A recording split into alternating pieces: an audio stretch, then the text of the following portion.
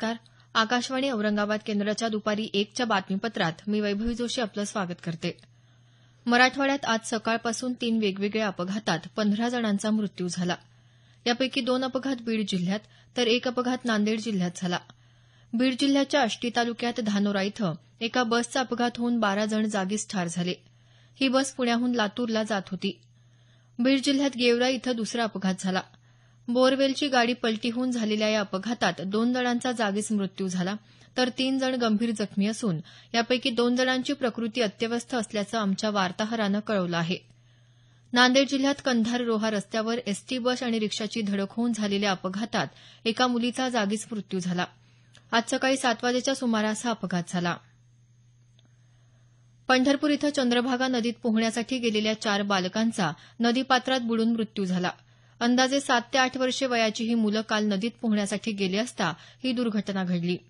अवैध वाळू उपशामुळे नदीपात्रात झालेल्या खड्ड्याचा बालकांना अंदाज न आल्यानं ही दुर्घटना झाल्याचं सांगितलं जात आहे.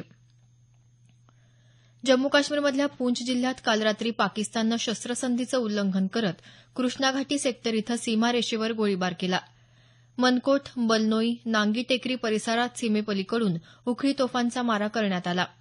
या हल्ल्याला भारतीय जवानांनी चोख प्रत्युत्तर दिलं. रात्रभर चाललेल्या या चकमकीत अद्याप कोणत्याही जीवितहानीचं वृत्त नाही. मध्य प्रदेशातल्या मंदसौर जिल्ह्यातली संचारबंदी हटवण्यात आली आहे. पोलिसांच्या गोळीबारात मृत्यू झालेल्या 4 शेतकऱ्यांच्या कुटुंबियांनी मुख्यमंत्री शिवराजसिंह चौहान यांची भोपाळ इथं भेट घेतली. शेतकऱ्यांच्या सर्व मागण्या पूर्ण करण्याचं आश्वासन मुख्यमंत्र्यांनी यावेळी दिलं.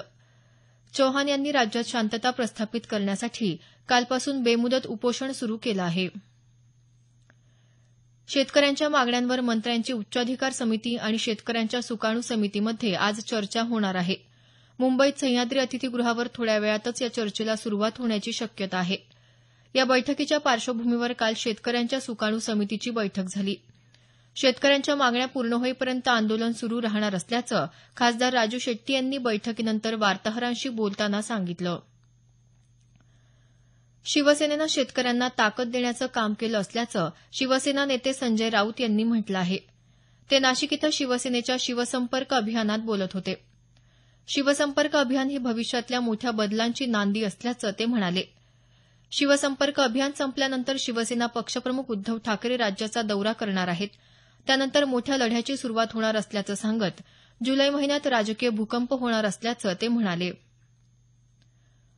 महिला उद्योजक घडवण्याचं आणि त्यांना सक्षम करण्याचं काम भारतीय महिला उद्योजक या संस्थेकडून करण्यात येत असून शासन या संस्थेला सर्वतोपरी सहकार्य करेल असं उद्योगमंत्री सुभाष देसाई यांनी म्हटलं आहे. मुंबई इथं भारतीय महिला उद्योजक संघटनेच्या महाराष्ट्र शाखेचं उद्घाटन देसाई यांच्या हस्ते करण्यात आलं. त्यावेळी ते बोलत होते. महिलांच्या आर्थिक स्वातंत्र्यासाठी आणि बळकटीकरणासाठी विविध उद्योग उभारणीचं काम करणाऱ्या या संस्थेमुळे राज्यातल्या महिलांना औद्योगिक क्षेत्रात प्रगती करण्याची संधी लाभणार असल्याचं ते म्हणाले. रेल्वेमंत्री सुरेश प्रभू यांच्या हस्ते आज कराड इथून दूरदृश्य प्रणालीच्या माध्यमातून विविध रेल्वे प्रकल्पांचं उद्घाटन केलं जाणार आहे.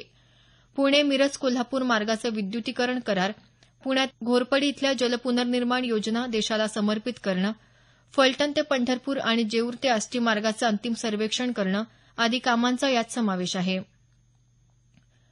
लंडन इथं सुरू असलेल्या आयसीसी चॅम्पियन्स चषक क्रिकेट स्पर्धेत आज भारत आणि दक्षिण आफ्रिका संघात सामना होणार आहे. भारतीय वेळेनुसार दुपारी 2:30 वाजता सामन्याला सुरुवात होईल. ब गटात भारत आणि दक्षिण आफ्रिका हे दोन्ही संघ 2 गुणांसह आघाडीवर आहेत. आजचा सामना जिंकला किंवा बरोबरीत सुटला तर भारतीय संघ उपांत्य फेरीत प्रवेश करेल. अ गटातल्या काल झालेल्या सामन्यात इंग्लंडनं ऑस्ट्रेलियाचा 40 धावांनी पराभव केला. मोसमी पावसानं कोकणाचा बराचसा भाग व्यापल्यानं बहुतांश ठिकाणी पाऊस सुरू आहे. रत्नागिरी जिल्ह्यात काल रात्रभर पाऊस सुरू होता. आज सकाळी 8:30 वाजता संपलेल्या 24 तासात जिल्ह्यात सरासरी 80 मिलीमीटर पावसाची नोंद झाली. जिल्ह्यात मंडणगड तालुक्यात सर्वाधिक 139 मिलीमीटर पावसाची नोंद झाल्याचं आमच्या वार्ताहरानं कळवलं आहे. याबरोबरच हे बातमीपत्र संपलं. आमचं यानंतरचं बातमीपत्र सायंकाळी 5:25 वाजून